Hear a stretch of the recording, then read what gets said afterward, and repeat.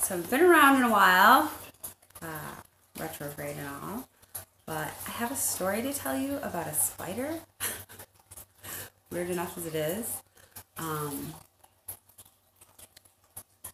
that made me realize something pretty big today. So, if this message is for you, I trust that your guides and your spirits led you here. So that's good, because it was pretty big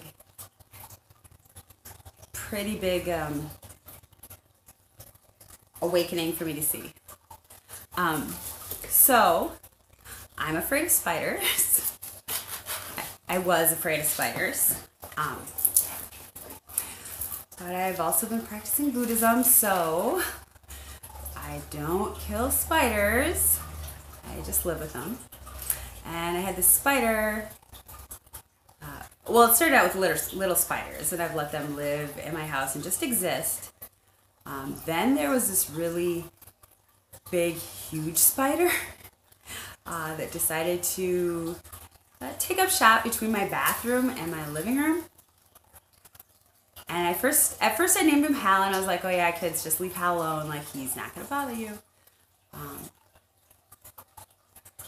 I really had to think what's the worst that could happen? Like, why am I afraid of this spider? I mean, is it going to jump on my head? No. Like, if it does jump on my head, what's going to happen? Like, it'll probably die, so it's probably not going to do that because I'm going to freak out and slap my head. Just out of reaction. So the name Hal was too aggressive. So I decided to name her, and I don't know if it was male or female, Gish, because on her. So me and Gish coexisted, and it was fine. I wasn't afraid to walk under her anymore. So I had a spider named Gish. One day when I was somewhere else, it just popped into my head, which is kind of how spirit works, just as these amazing things that just pop in your head that, I'm not a deep thinker, so I always know it comes from my guides or spirits because I don't sit around thinking about the spiders in my house that I live with, because, we coexist. But I realized that the only reason I was afraid of Gish was because when I was a kid, I was going around a laundry line and ducking under the spider web every time.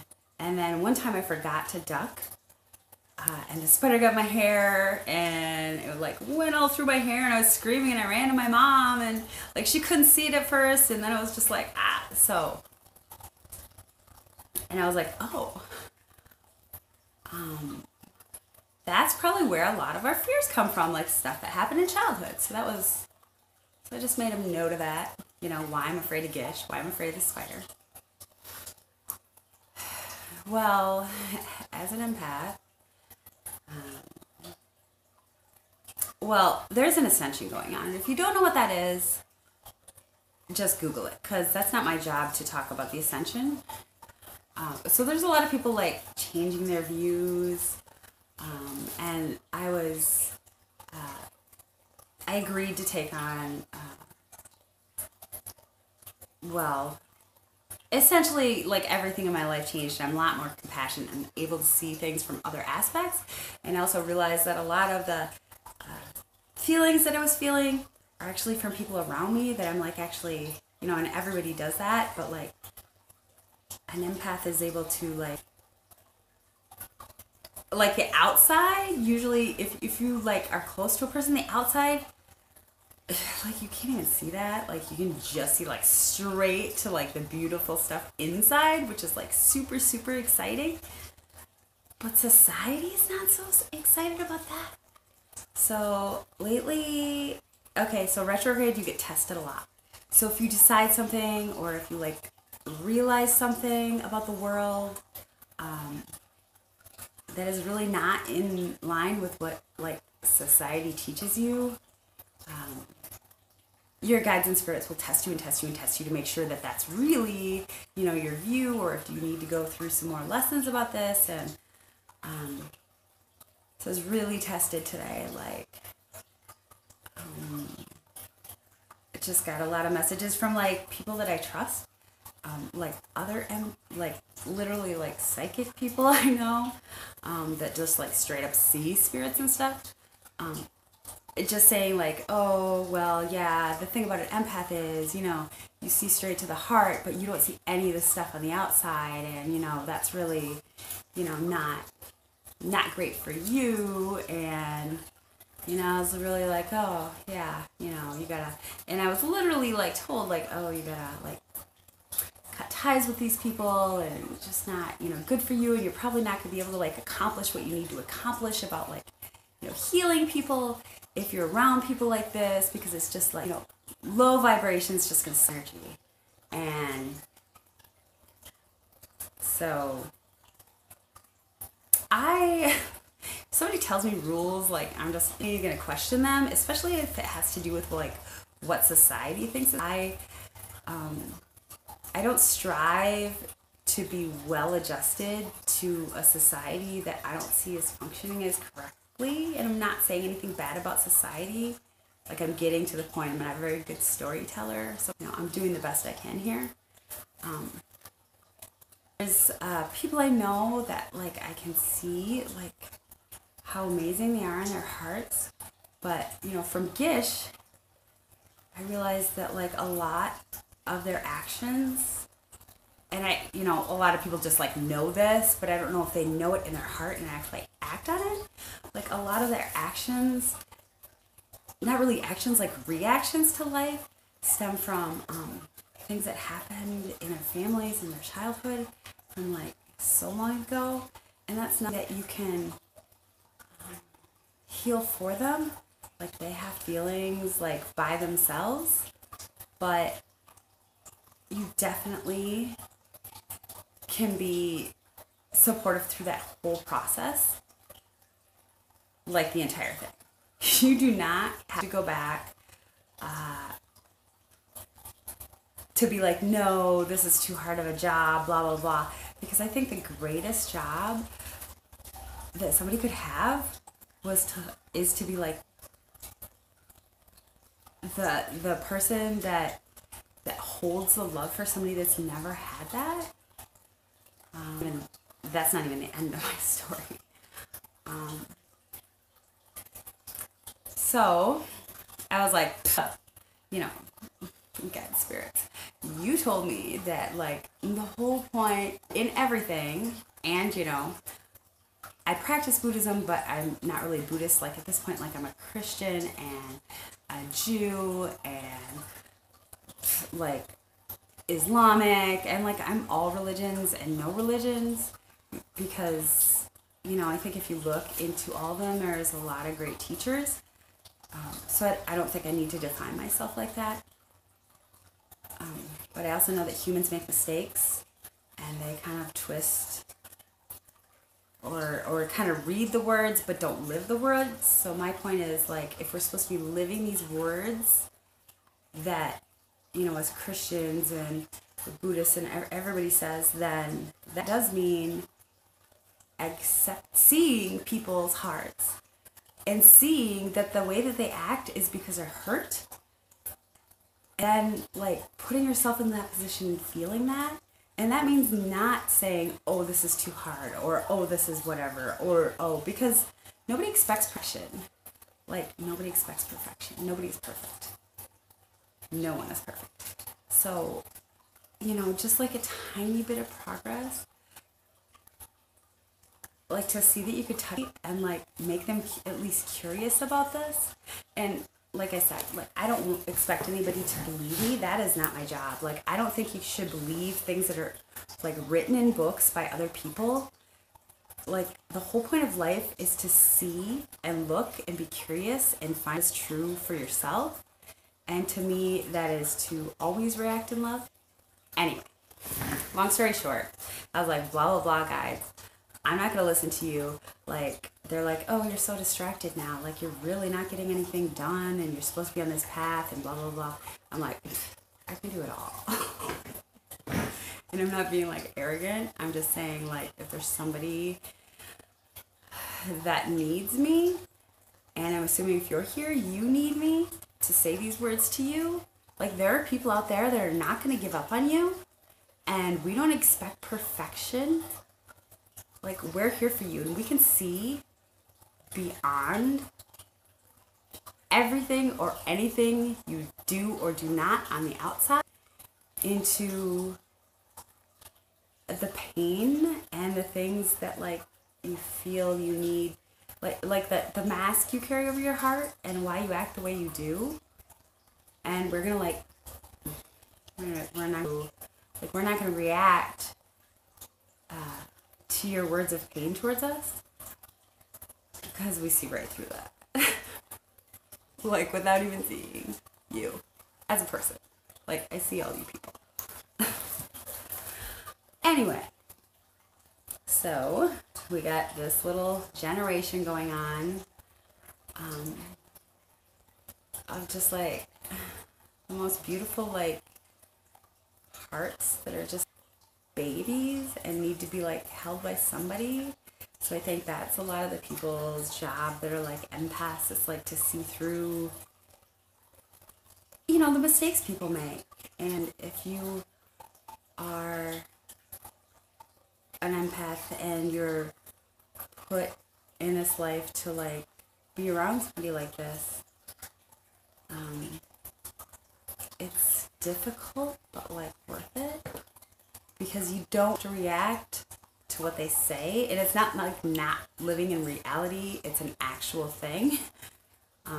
So I hope if you're here, you know, you're curious enough to know that, hey, something's speaking to you. You know, you're getting some kind of messages coming in enough to, like, you know that this is the case that's going on in the world.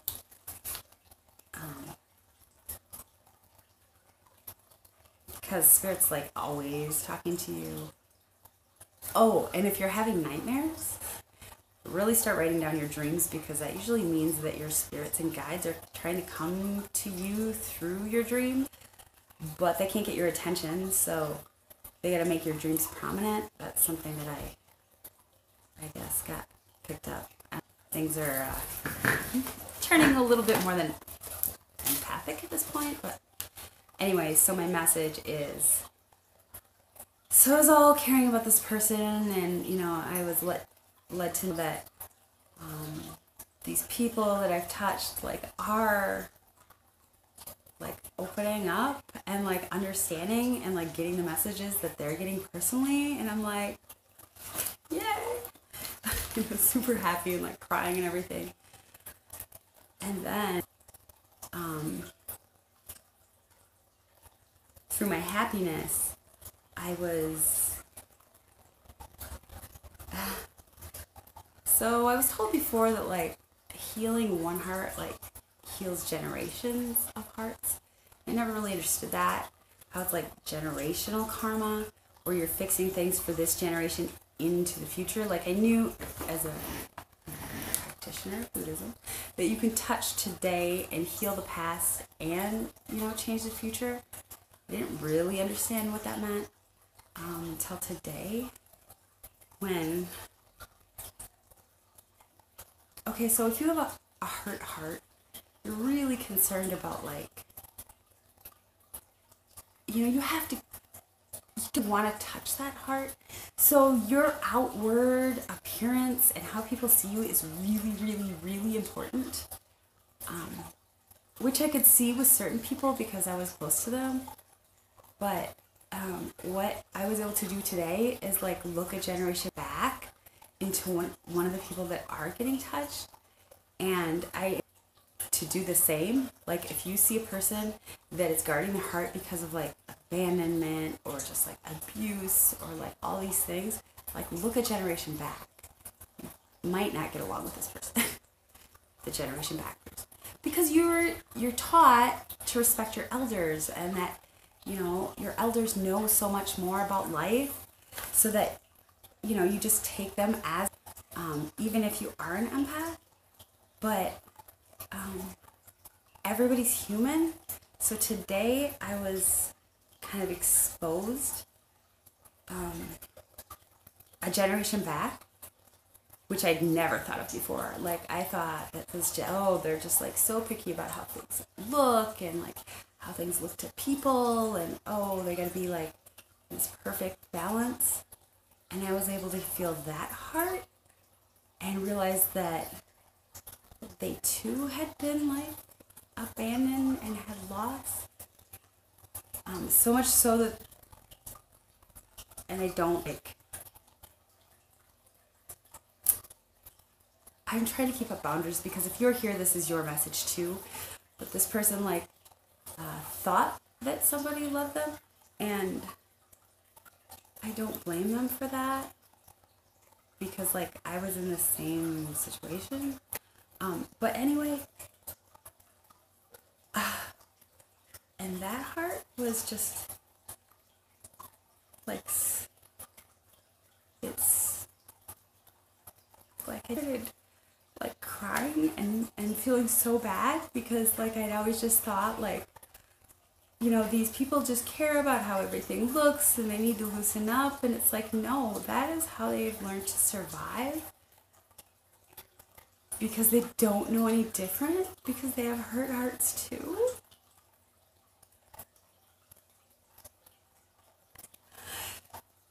So to be a person that can like see hearts but like miss something so obvious was really painful for me. And I feel really ashamed of that. But all I can do is like start from today. That's like all Spirit expects you to do, is to like learn from what is revealed to you. So I don't follow the rules as an empath. Like, you're supposed to protect yourself so you don't have to feel other people's feelings. But I go like the opposite way. If I feel a hurt heart, I'm going to hold that for a while so I really understand it, and so that I really know like what it feels like, because maybe that's not something I experience. So I know how to better care for people like that. And I thought I was doing a good job in this situation before, but I realized like I was not seeing the whole picture. So I think that's the message today. Like, Spirit doesn't expect perfection. I know everybody's going through this stuff with retrograde, but everyone's going through this stuff in retrograde, like that have like been on this path. So like, don't be afraid to get out there. Anything said with love, like, you may feel fearful to say like I'm sorry, or to try and rectify the situation, but believe me, this is a Buddhist teaching. This is how I started this. Like, I started whatever. I'm like a kindergartner and I need lessons, so I just start with Buddhism. Anything said with love will always make a difference, especially to somebody that reacts in a way that society may perceive is like, or you may perceive. Anyone that always react with love. That's what I'm trying to say. It always makes a difference. So my lesson for today, and you guys' lesson for today, is that you will never be perfect. You will always be learning, and you will always make mistakes. But if you make that tiny effort and you really try and, see things from a different person's perspective, like, don't try and push that away. Don't just place blame. Like, I wasn't placing blame, but I wasn't able to feel the entirety of their pain. So, when you feel pain like that,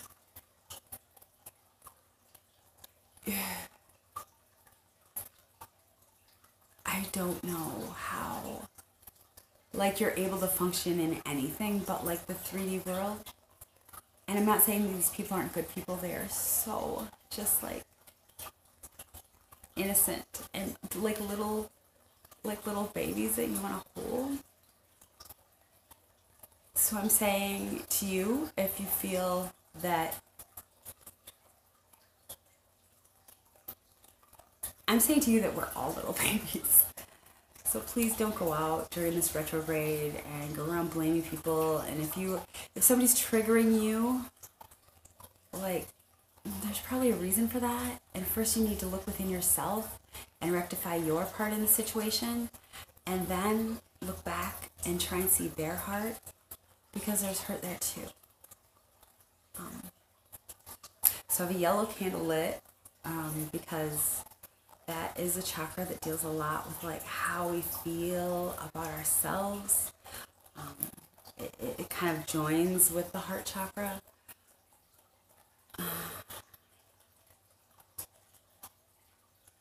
So for all you guys have had like childhood hurts or pains or, you know, difficulties, you guys are like the most pure hearts of all. Which is why I wear my trans pride thing, because you guys have to fight to even be who you are. You have like a struggle in life and pain to even find your truth, because you weren't in a family that, or in a situation that knew how to deal with that. And that's the path that you chose. Like, that's how strong you were, that you chose it. I just got truth shivers. Like, so I'm like really honored if you guys are here listening to me, that I'm able to tell you how beautiful you are and how there are people out here that see you. So I'm putting my for this reason, and I am aware that people in society like think I'm strange, especially the people closest to me, but I'm totally okay with that. Like, I am so strong in that, because all I'm teaching people about is love, and I don't think that should be strange. And if that's considered strange, like, think about that. I tell my kids all the time, like, they're like, oh, you know, get weird. Like, you want to be weird because that's what makes you you, right? Like, everyone has a job and everyone has a role, and everyone was beautifully and magically made, and everyone is a part of the divine, and, you know, God doesn't make mistakes. So, know that. If you're in a situation during retrograde where you feel fearful of approaching somebody maybe you have karma with, like, don't be afraid. This is what retrograde is all about. Like, working to get better. Nobody expects perfection. Like, we are separated from spirit. This is our lesson, is to go through this hard world that's going on right now and, like, you know, just try and find our path. So I hope I've helped some of you get closer to your path. And I will be burning this candle, and they last for like 72 hours. So